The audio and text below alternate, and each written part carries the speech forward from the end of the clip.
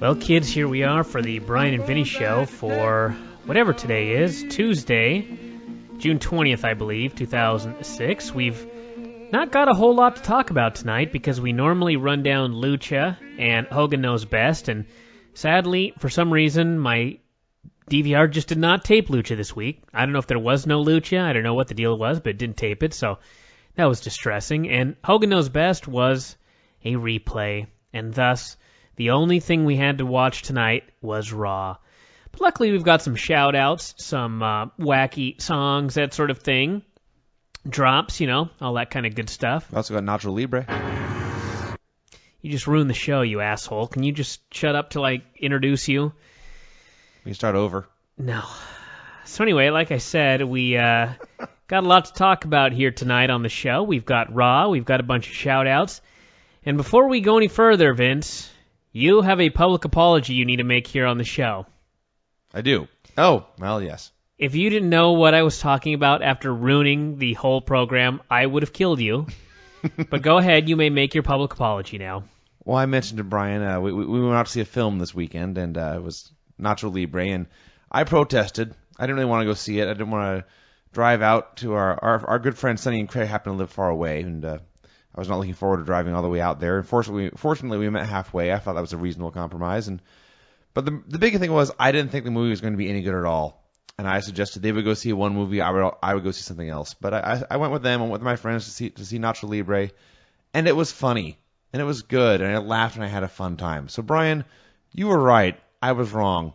It was a good movie. And I want a drop of that made immediately. Vince saying, you were right, I was wrong. I called it. I said that would be a good movie, and you were a fool. I don't know if you just had more faith in the director than I did, because we both loved Napoleon Dynamite. Which some people do not. A lot of people don't. Michael Coughlin was on the show today. He also saw Nacho Libre. He enjoyed the film, but he was not a big fan of Napoleon Dynamite. God knows how that's even possible. I can easily see how that's possible. No, you have to have a sense of humor issue to not find humor in Napoleon Dynamite. Well, here's what I think about Napoleon Dynamite. I know Michael doesn't take this personally. It doesn't necessarily have to apply to him, but Napoleon Dynamite is about a dork. Mm-hmm. And I think there may be a segment of the population that is a dork and relates in many ways to Napoleon Dynamite, and thus they're insulted by the film and do not like it, and do not find the humor in it. You've mentioned this before, and I think it's... The only flaw in this plan is you're the biggest dork I know and you like the movie. Yeah. I think it's more... Most dorks are not aware that they are dorks. Yes. And so when they see Napoleon Dynamite, because Napoleon Dynamite, he's a dork, and you're supposed to laugh at him, but you're supposed to also be happy when he succeeds. I see. Most dorks are not aware that they are dorks. So when they see Napoleon Dynamite, they don't connect with him at all. So you're calling Michael Coughlin a dork? Indirectly, I suppose, yes. He's going to kick your ass. He's going to choke me out. Yeah, that's fine. But yes, I was a big fan of Napoleon Dynamite. Not a big enough fan to spend $10 on it and buy the DVD yet. I'm still too cheap for that. But at some point when it's in the $7.99 value bin at Fred Meyer, I'll probably pick it up. But I saw Napoleon Dynamite. I saw Nacho Libre. I enjoyed them both. I enjoyed Napoleon Dynamite more, actually, than Nacho Libre. I would say so, probably, yeah. Napoleon Dynamite is a movie that I could watch at least once a year, much like The Big Lebowski. Once a year, The Big Lebowski needs to be viewed here at Club Chico. Nacho Libre, not sure I'd ever need to see it again. I may see it one more time when it comes out on DVD, but I'm not going to have a desire to see it every year or anything of that nature. Napoleon Dynamite, once a year. In fact, it's about time, again, that we see that movie. Haven't watched it in a while. Now that I think about that, but... Yeah, but I enjoyed it. There was, it was juvenile in spots, but it is a Nickelodeon film, and I guess you have to expect that. It was a movie where, how can I explain this? You have to forget everything you know about Lucha. That's for damn sure, because they clearly know nothing about it. Well, I think they did, but they just didn't care. They took artistic liberties. I mean, clearly they knew something about Lucha because they hired real luchadors. Yes. They hired the actual ring announcer from Arena Mexico. They brought in a whistle. I'm sure Silver King could have made the statement, there are usually pins or submissions to end matches, not just the referee deciding it's over. There were several finishes in this movie where it was just the match ended. Yeah. Just first one to hit a dropkick wins, sure, or Or the best part was there were pinfalls like on the floor. Yeah. Never happened in Lucha. It would never be allowed in Arena Mexico, but I'm sure. Actually, probably there's never been a Falls Count Anywhere match at Arena Mexico. Now that I really think about it, I'd be stunned if there was. I believe like a year ago they had like the first cage match at Arena Mexico, and I seem to recall in fairly recent history, like 3 or 4 years ago, they did the first table spot in Arena Mexico, sure, and it did not get over. And this is a promotion that's been in 73 years or whatever it's been now. 73 years, 1933. So. Yeah, it's, they knew about Lucha. It was just for the purpose of this movie, certain things were thrown out, and I was fine with that. Yeah. I didn't look at this like a wrestling It's not movie. a documentary. No, I wasn't angry with the way that wrestling was portrayed. I really wasn't angry with anything. It was weird because they didn't treat it like real Lucha, but there was still a level of respect to the Lucha. You could tell that they had a respect for Lucha Libre. Yeah, that it is kind of hard to put your finger on that. It makes no sense. It was a labor of love, but they're not really sure what they love about it. I think the reason it showed a level of respect was it was a movie about Lucha Libre, and all the wrestlers were good people, except for the main heel. But he was supposed to be a heel. You know what I mean? Like, Nacho Libre was just a good guy. He was trying to wrestle to get some money for the children at his orphanage so they could have better food. And, yes. Maybe some of his ideas perhaps were a little immoral for a young friar trying to, get a little closer to the new nun. Trying to fuck the nun, but... That's another way to put it. If you want to be a little... vulgar. I don't like to beat around the bush on this show. I just like to tell things the way they are. But yeah, it was. I give it a thumbs up. Hearty thumbs up. Yes, I had a great time. You have nothing more to add. I just recapped the entire film, and you can't throw in your 2 cents. I know this is not Siskel and Ebert. But... No, but I one quick comment. I've seen a lot of reviews. The reason I was not looking forward to the movie were 2 reasons. 1, I hate Jack Black. 2, none of the commercials looked funny. And 3, I read many reviews of the film, and the reviews were almost universally hating it. So that's why my expectations were low. What the hell reviews were you reading? I read plenty that didn't like the movie, but I also read plenty that thought it was funny and fine. I don't write down what. Did you go to glasshalfempty.com to read these reviews, Vince? Is that a real site?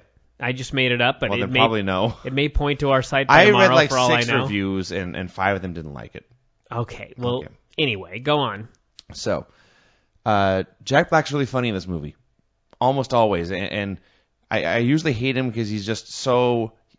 I was going to ask you this question: why do you hate Jack Black? I except for the stuff he's done with Tenacious D, I don't think he's very funny. I think he annoys the hell out of me. There's a movie he made called High Fidelity, which is universally loved. I shouldn't say universally, but a lot of people love it. And every time Jack Black's on the screen, I want to kill him.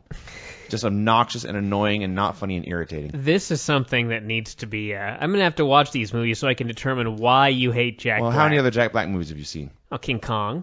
Okay, King Kong. I hated him for about 1 minute in that movie, and then I was over it. So that's the only movie where he's acting in King Kong. Usually he's just being loud and obnoxious. Well, here's what you have to understand. When, let's go back to George Thorogood.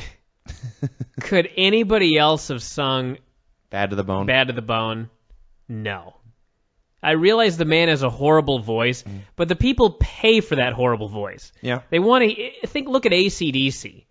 What if Jeff Tate, the singer for Queensryche that sang opera, what if he was a singer for AC/DC? That would suck. It just wouldn't work. Yeah.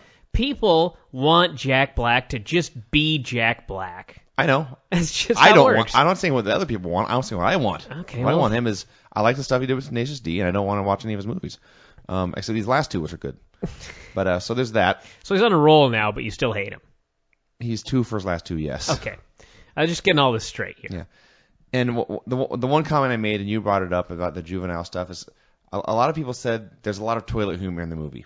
And there's some, but it's never the point of the scene. This is not Ready to Rumble. No, or there's a scene in Dumb and Dumber, which I love, but there's one, the whole scene is built around a bathroom joke.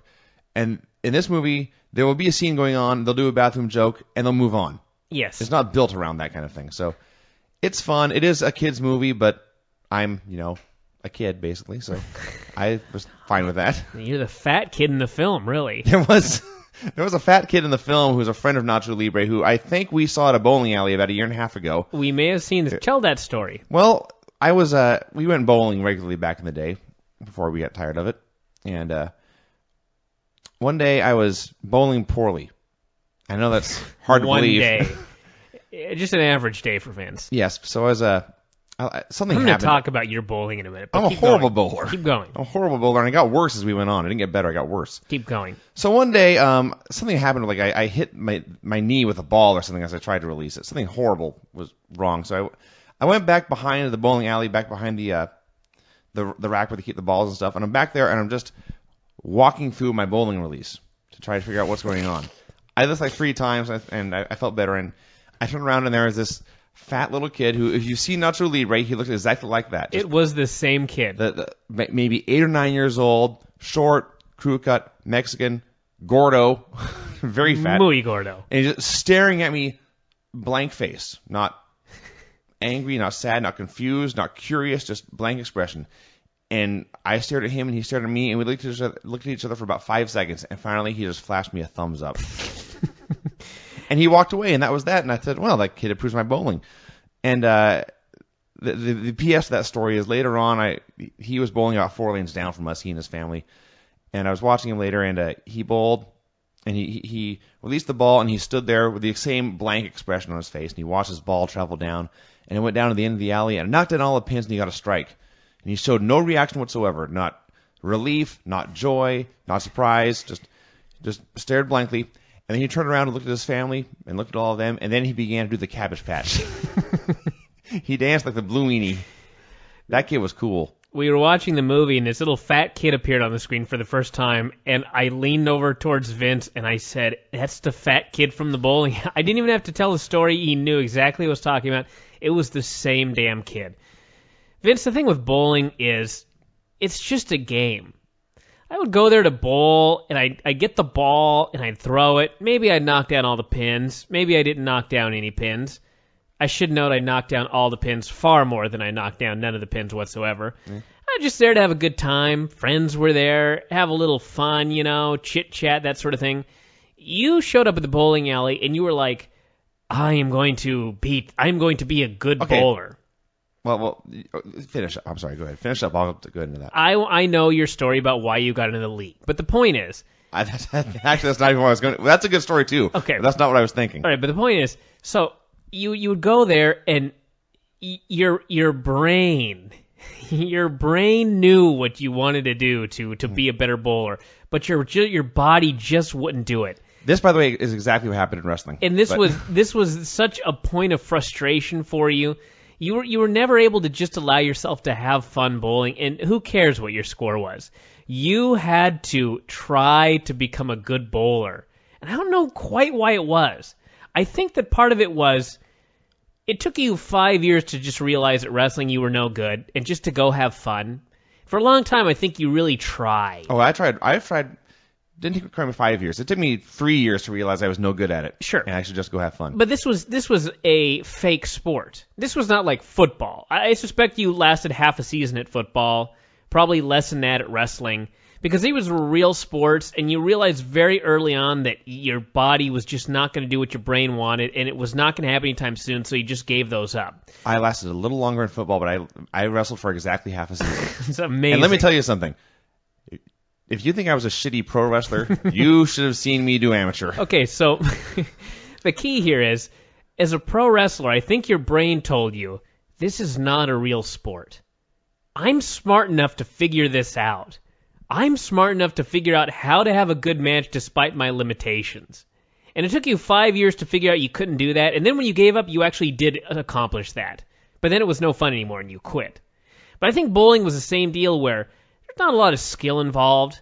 We've had this argument before. I don't consider bowling a sport. It's a game. It is a wacky game. And you're the kind of guy that has to figure out how to beat the game.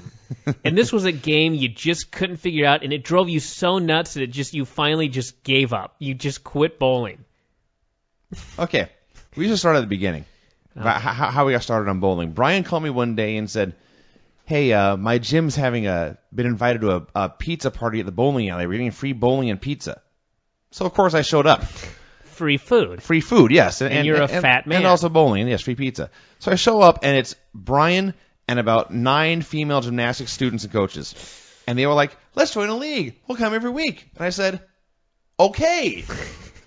So, of course, I showed up the next week, and it was me and Bryan and John DeCourcy. There were more people in There was more than that, but... Here's the problem. Vince is not telling the story completely accurately. The deal was there was one girl in particular that he really had his eye on. There was. And she didn't come back. I'm trying to remember her name. So you just completely... Everybody else you were just totally not interested because this one girl, the one you had your sights set on, didn't show back up. That was the whole deal. I couldn't think if I never saw her again. There were a number of girls there, actually, but it wasn't the one you were going after, so that's why you've got this, to this day, this bitterness about the bowling league. So, yeah, so we did the league. The league ran like 3 months, and it was over. Fine. And then it just turned into a weekly bowling night. And that went on for a while, and finally I just got tired of bowling. I said, I think I won't go this week. And you would call me, you would hassle me, and now, let me again fill you in as to what happened. Mm-hmm. What happened was you had no problem going when a couple of individuals were there, one of which was a young lass that you sort of had your eye on, but you also knew there was no chance, but didn't matter. You could window shop. Yeah. So there was another male there, whose name we will not mention, who managed to drive all the women off. No. I know what you're thinking about, and that happened. Yes. And that happened. It ended up being me, you, this individual, and Yeti. 4 guys. And at that point, bowling, it lost a little bit of the luster. I was hating bowling long before that. Because you guys we did another league, but the point is, I work nights. I work a swing shift. I usually work 1 till about 10 or so. And I'd have to hustle and get work done early to get there in time for bowling. And often I'd have to work late. Often I'd have to work for 8 hours, go bowling, and then go back to work for a few more hours. I didn't want to do this, but you would call and say, we're going bowling, be there at 9. And I'd say, I don't want to go bowling. So you'd call me and you'd hassle me and cajole me. You got nothing better to do. Come on. Come bowl with your friends. I'd say, I don't want to go bowling. And finally I would bend and I would break, as I always do. And I would break and I would come in, but I'd be pissed off about it. So I would walk into the bowling alley already in a bad mood. Then we would start to bowl. And bowling, while it's not a sport, there's a physical element to it, and therefore I am a failure. It takes coordination, and of that I have none. Therefore, I would fail. And A, I cannot deal with failure. B, I cannot deal with criticism. So I would bowl poorly. You and others would laugh at me, and that would just make me angrier. This is not true. This is not true. Because we all realized that you were very into this game and trying to figure out how to do it, and your body just would not react. And early on, we did criticize you. And the reason we criticized you early on was because for a while, you actually were doing okay bowling. But then you started to overanalyze it and think about it too much, and you started bowling like shit. So we figured if we bury you, I realize this sounds horrible as I explain this years later, but we figured if we buried you and such, perhaps this would revert you back to your old ways of bowling somewhat. So then, when we figured out that was not going to work, you'll recall that we actually tried to help you and give you tips. Like we would say, you got to hold the ball this way, this, that. We eventually got to the point where we stopped harassing you because we had this feeling you might actually just blow at any time. There was a good chance I would just start lobbing bowling balls all across the alley. We recognized this, and we gave you plenty of space. But this usually required nobody talking to you for 2 hours. Yes, that was the only time I was having any kind of fun. I'm not a social guy. I hate people. You were there with your friends. It was me and Yeti and this other individual, only one of which you legitimately hate. And it's not me I'm talking about. I know. Yes. I don't even really hate him. You were upset that he drove the women off. And he became an annoying person. He is a very annoying person, but he was so insanely fascinating to watch and study. He's like Brent, really. No, I hate Brent. Fuck Brent. Fuck that fucker. No, this guy, the only thing I can say is, imagine Homer Simpson with just a little bit more hair. I swear to God, that's honestly what he looked like. It really is. I actually like this individual. Yeah, I won't say I like him. I like hanging out with him because he always entertains me. I never know what he's going to do next. Yes, that's true. But yes, he was a slimy, repugnant man who made, I don't know if it was all verbal or physical gestures towards every female he knew. A little of both. Or both. That's why they left. And as his wife was there, that didn't stop him. And I don't know how much you want to get into this, but I know you're familiar with both these people and their children. Quite enough. Okay. We don't need to go any further. That's bowling. It's bowling, kids. And we never really had you explain why you grew to hate this sport. Was it as I It was because it was the video game you could never beat. There's lots of. I suck at video games, actually. Oh. I play video games a lot, but I suck at them. It was the Dungeons and Dragons game you could. No. Here's the thing. It became something that I felt like I had to do. It was not something I wanted to do. Something I had to do. Much like wrestling. I used to love wrestling, and now it's something I feel like I'm required to do. It's like an appointment I have to keep, and that pisses me off. Well, it sort of is, but it's not. It's Vince McMahon's fault. It is for putting all this guy. Well, I blame Vince McMahon and Dana White and whoever's running Pride these days. Well, you should be happy now that there's not going to be any more Hogan, any more Ultimate Fighter. There's only going to be For Raw. a while, they're already filming season 4. Well, yeah, and of both shows. Even really. that, you know what? It's not so much the weekly shows that bother me. It's the fact there's a pay-per-view every fucking weekend. Sometimes 2. Well, that I can't help you with. Yeah. It sucks. Just look at it this way. You get all these pay-per-views for free. I do now, yeah, that's good. So you can only complain so much. It's not even so much that I have a bad time at the shows. I usually don't. It's just that, if we drive down to Craig's for a pay-per-view, that's basically 6 hours of my day gone. Yeah. And then doing the show is another hour, 7 hours. That's my weekend. That's basically, I worked that day. It's like I went to work instead of having a day off. Well, this is what always flabbergasts me about your hatred for doing stuff on Sunday. I used to always make this point to you when we were wrestling. I said, Vince, we're going on a road trip. We're going to get to an event. We're going to have a wrestling match. We're going to see a bunch of weird people. There's going to be weird people in the crowd and in the back. It's an adventure. It's an adventure that someday you're going to look back on and you're going to go, those were some fun times. I've since come to the conclusion that you're just such a bitter man that you will never look back on these things with fondness like I do. Doing that kind of thing. Hold on, I'm not done yet. The point was, I would always explain this to you, and you were like, I'd rather sit at home and do nothing on a Sunday than have this adventure. And to me, in no way could I ever fathom such a statement. I always look at it like, this is why I get angry when there's traffic, when somebody in front of me is going very slow, when I'm trying to get my cable hooked up and they tell me it's going to be a week and a half. To me, it's like, I only have X number of days on this earth. Someday I'm going to croak. And I don't want to be lying on my deathbed with the doctor telling me, you've got 12 hours left to live. And have me sitting there thinking, I'd have 13 hours if it wasn't for that cocksucker on 405 that decided he was going to go really slow in the fast lane. I would have had more time to live my life. So the thought of spending a day of my limited existence on this earth, sitting on my couch and doing absolutely nothing on a Sunday, I can't imagine such a thing. See, that's what I envisioned heaven to be like, except more food. But I look back, and I had fun wrestling for a while. I've mentioned I wish I'd quit earlier than I did, and I wasted a lot of days wrestling when I could have been sitting at home. So the day what I can't even some of these road trips, some of the wrestling and other things, they're exciting. Sometimes they're fun. Sometimes they're just infuriating. But at their best, yes, they can be wild and wacky and fun and look back on fondly. But they're not relaxing. I need to relax at home. I need to just sit at home, be myself, not talk to anyone. Just be. Have no schedule, nothing to do, no appointments to keep. Just be there.